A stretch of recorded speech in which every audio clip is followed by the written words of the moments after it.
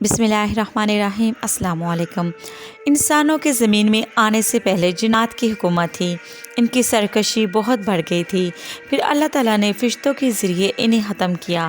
حضرت سلیمان علیہ السلام کے زمانے میں بھی جنات بہت زیادہ سرکش ہو گئے، یہاں تک کہ انسانوں کو کھلم کھلا نظر آنے لگے۔ دیکھتے دیکھتے ان کے جسموں کے اندر داخل ہو جاتے۔ جو بھی انسان بڑے گناہ میں مبتلا ہوتا تو اسی پر زیادہ اٹیک کرتے، مگر مومن ان کے شر سے بچ جاتے۔ حضرت سلیمان علیہ السلام نے دعا فرمائی کہ یا اللہ میری قوم کو جنات کے شر سے نجات دلا۔